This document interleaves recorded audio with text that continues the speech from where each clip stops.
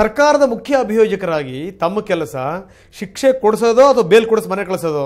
ಆ ತಪ್ಪು ಗ್ರಹಿಕೆ ಅಲ್ಲೇ ಇರೋದು. ನೀವು ಬೇಲ್ ಕೊಡಬೇಡಿ ಅಂತ ನೀವು ರಿಟರ್ನ್ ಅಲ್ಲಿ ಹೇಳ್ತೀರಿ, ಓರಲ್ಲಿ ಹೇಳ್ತೀರಿ, ನೀವು ಸನ್ಮಾನ್ಯ ನ್ಯಾಯಾಧೀಶರಿಗೆ ಹೇಳ್ತೀರಿ, ಘನತವೇತ ನ್ಯಾಯಾಧೀಶರಿಗೆ ಬೇಲ್ ಕೊಡಿ ಇವರ ನಂದೇನು ಅಬ್ಜೆಕ್ಷನ್ ಇಲ್ಲ ಅಂತೀರಿ ನೀವು.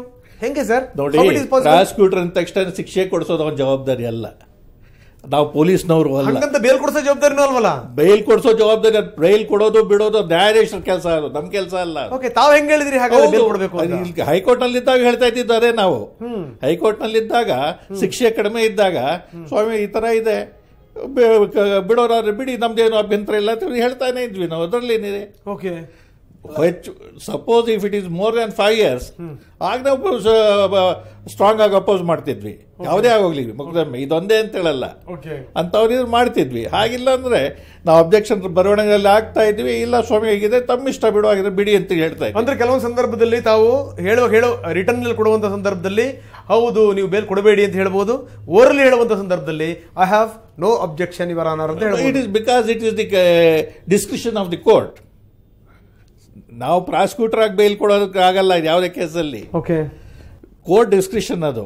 ಯಾಕಂದ್ರೆ ಇದ್ರಲ್ಲಿ ನಾವು 389 Clause 1 ನಲ್ಲಿ ನಾವು ಪಿಕ್ಚರ್ ನಲ್ಲಿ ಇರೋದಿಲ್ಲ, ಆಕ್ಚುಲ್ ಆಗಿ ನಮ್ಗೆ ಅಧಿಕಾರನೂ ಇಲ್ಲ ಅದರಲ್ಲಿ. ಅದಕ್ಕೋಸ್ಕರ ಹೇಳಿರೋ ಸಹಜ ಅದು.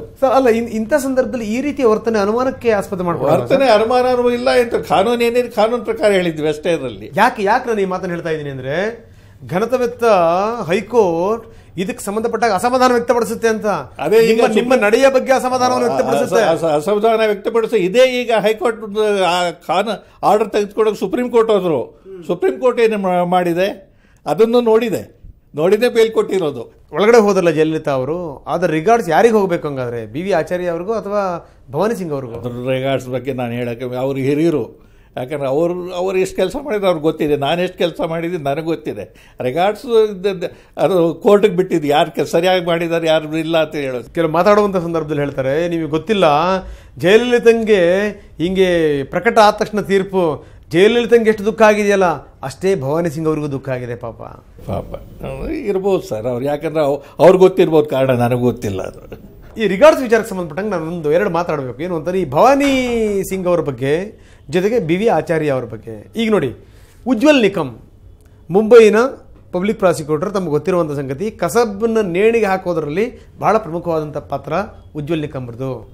ಆರಂಭದಿಂದ ಕೊನೆಯ ತನಕ ಉಜ್ವಲ್ ನಿಕಮ್ ನಿಂತ ಹೆಜ್ಜೆಯನ್ನು ಹಿಂದಿಡದನೆ ಶತಾಯಗತೆಯ ಪ್ರಯತ್ನ ಪಟ್ಟು ಹೋರಾಡಿದ್ರು. ಅದರ ಫಲವಾಗಿನೇ ಅವರಿಗೆ ಗಲ್ಲಾಯಿತು ಕಸಬ್ನಿಗೆ ಅನ್ನುವಂಥದ್ದು. ಅಂದ್ರೆ ಇದರ ಅರ್ಥ complete regards goes to Ujjwal Nikam. ಇಲ್ಲಿ ಹಂಗಲ್ಲ, ಇಲ್ಲಿ ಇಬ್ಬಿಬ್ರು ಪಬ್ಲಿಕ್ ಪ್ರಾಸಿಕ್ಯೂಟರ್, ಕೆಲವ್ರನ್ನ ಅವಮಾನ ಮಾಡ್ಬಿಟ್ಟು ಕಳಿಸ್ತಾರೆ BV ಆಚಾರ್ಯ ಅವ್ರನ್ನ, ಇನ್ನೊಬ್ಬರನ್ನ ಕರ್ಕೊಂಡ್ಬರ್ತಾರೆ, ನಿಮ್ಮನ್ನು ಸರಿ ನಡ್ಕೊಳ್ಳಲ್ಲ, ನಿಮಗೂ ಅವಮಾನ ಮಾಡ್ತಾರೆ, ನೀವು ಸ್ವಲ್ಪ ಗಟ್ಟಿಗರು ನಿಂತ್ಕೊಂಡು ಹೋರಾಡ್ತೀರಿ. ಇಲ್ಲಿ ಹಾಗಾದ್ರೆ ಇದರ ರಿಗಾರ್ಡ್ಸ್ ಹಂಗಾದ್ರೆ ಇಬ್ಬರೊಳಗೆ ಯಾರಿಗೆ ಹೋಗಬೇಕು ಅನ್ನುವಂಥದ್ದು ನನ್ನ ಪ್ರಶ್ನೆ.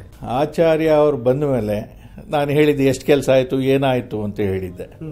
ನಾನಾದ್ಮೇಲೆ ಇಷ್ಟು ವಿಚಾರಣೆ ಆಯಿತು ಅಂತ ಹೇಳಿದ್ದೀನಿ, 99 ಸಾಕ್ಷಿಗಳ ವಿಚಾರಣೆ ಆಯಿತು. ಅದರ ಜೊತೆಗೆ ಈಗ 100 ಕೋಟಿ ಫೈನ್ ಹಾಕಿದಾರಲ್ಲ ಕಂಪನಿಗಳು, ಅಪರಾಧಿಗಳು ಸಂಬಂಧಪಟ್ಟ ಕಂಪನಿಗಳು, ಆ ಕಂಪನಿಯವರೆಲ್ಲ ಆಚಾರ್ಯ ಅವ್ರ ಕಾಲದಲ್ಲಿ ಆ ಕಂಪನೀಸ್ ಇರಲೇ ಇಲ್ಲ. ನಾನು ಹೋದ ಮೇಲೆ ಕಂಪನೀಸ್ ಬಗ್ಗೆ ಅವ್ರು ತಂದಾಗ ಅದ್ರ ವಿಚಾರಣೆ ಮಾಡಿ ಕಂಪನಿಗಳೆಲ್ಲ ಇವ್ರಿಗೆ ಸೃಷ್ಟಿ ಮಾಡಿರೋ ಕಂಪನಿಗಳು, ಇವ್ರ ಹಣದಿಂದ ಮಾಡಿರೋ ಕಂಪನಿ ಅಂತ ನಾನೇ ಪ್ರೂವ್ ಮಾಡಿರೋದು ಅದರಲ್ಲಿ. ಅದಕ್ಕೆ 100 ಕೋಟಿ ಹಾಕಿರೋದು ಸಹ.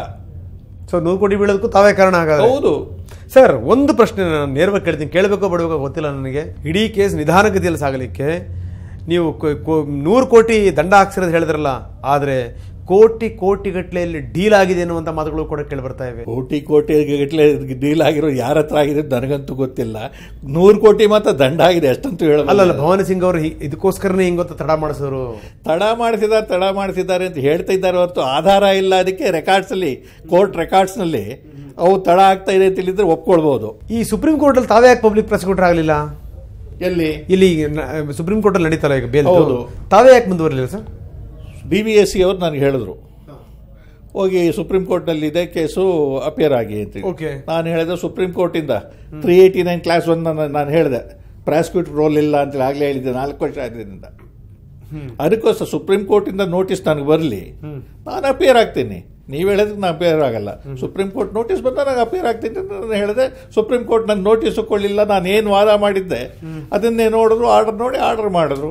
ಅದರಿಂದ ನಾನೇ ಅಲ್ಲಿ ಹಾಜರಾಗೋ ಅವಶ್ಯಕತೆ ಆಗಲಿಲ್ಲ. ಇಲ್ಲಿಯವರು ಮಾತ್ರ ಭವಾನಿ ಸಿಂಗ್ ಅವರು ಬೈತಾರೆ, ಆದರೆ ತಮಿಳುನಾಡಿನ ಅಮ್ಮನವರಿಗೆ ಸಂಬಂಧಪಟ್ಟಿರುವಂತವರೆಲ್ಲರೂ ಕೂಡ ಜೈ ಭವಾನಿ ಅಂತಲೇ ಅಂತಾರೆ ಅಂತ ಒಂದು ಮಾತು. ತಮಿಳುನಾಡವರು ಹಾಗೇನೆ ಕರುಣಾನಿಧಿ ಅವರು ಮೊದಲು ಎಲ್ಲ ಅಬ್ಜೆಕ್ಷನ್ ಮಾಡಿದ್ರು. ಇನ್ಫ್ಯಾಕ್ಟ್ ಯಾರೋ ಅವ್ರ ಕರುಣಾನಿಧಿ ಪರವಾಗಿ ಥರ್ಡ್ ಪಾರ್ಟಿ ಇಳಂಗೋವನ್ ಅನ್ಬರ್ಸನ್ ಯಾರೋ ಹೇಳಿದ್ರು, ಅವ್ರು ಹೇಳಿದ್ರು ಕಡೆಗೆ ಅವ್ರ ಮಿಸ್ಟೇಕ್ ರಿಯಲೈಸ್ ಮಾಡಿಕೊಟ್ರು. ಈ ಸಾರಿ ಇವ್ರು ಏನು ಹೇಳಲಿಲ್ಲ.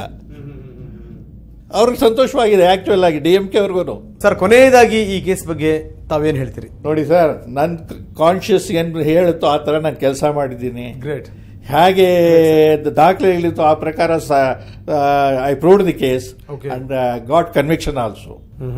ನಾನು ಜಯಲಲಿತಾ ಅವ್ರ ಸಹಾಯ ಮಾಡ್ತಿದ್ದೆ, ಇನ್ನೊಬ್ರು ಕೇಳ್ತಿದ್ದೆ, ಇನ್ನೊಬ್ರು ಮಾಡ್ತಿದ್ದೆ, ಅವೆಲ್ಲ ಸುಳ್ಳು. ಸೊ ಯಾರೇನಾದ್ರೂ ಅನ್ಲಿ, ನಿಮ್ಮ ಈ ನ್ಯಾಯಾಂಗ ದಾನ ಸೇವೆ ಅನ್ನುವಂಥದ್ದು ಮುಂದುವರಿಯುತ್ತೆ ಸರ್. ಯಾಕಂದ್ರೆ ನನಗೆ ದೇವರು ಎಷ್ಟು ದಿವಸ ಶಕ್ತಿ ಕೊಟ್ಟಿದ್ದಾನೆ. Great sir. ನಾನು ಮಾಡ್ತೀನಿ. ಈ ಕೇಸ್ನಲ್ಲೂ ಸುಪ್ರೀಂ ಕೋರ್ಟ್ ಅವ್ರು ನೀವು ಬೇಡ ಹೋಗ್ರಿ ಅಂತೇಳಿ ಅವರಾಗಿ ಹೇಳಿಬಿಟ್ರೆ ನಾನು ಇವತ್ತೇ ಬಿಡೋದಕ್ಕೆ ರೆಡಿ. ಅಲ್ವರು ನಾನು ಮುಂದುವರಿತೇನೆ. ಎಸ್ ಸರ್, ಬಹಳಷ್ಟು ಸಮಸ್ಯೆಗಳು, ಬಹಳಷ್ಟು ಪ್ರಶ್ನೆಗಳೇನಿದ್ವಲ್ಲ ಸಮಾಜದಲ್ಲಿ, ಅದಕ್ಕೆ ನೀವು ಸರಿಯಾದಂಥ ಉತ್ತರ ಕೊಟ್ಟಿದ್ದೀರಿ. Thank you very much sir. So ಇದು ಭವಾನಿ ಸಿಂಗ್ ಅವ್ರ ಜೊತೆಗಿನ ಫೇಸ್ ಟು ಫೇಸ್. ಮುಂದಿನ ವಾರ ಮತ್ತೊಬ್ಬ ಅತಿಥಿ ಜೊತೆಗೆ ಇದೇ ಸಮಯಕ್ಕೆ ಹಾಜರಾಗ್ತೀನಿ. ಅಲ್ಲಿ ತನಕ ನಮಸ್ಕಾರ. Thank you very much.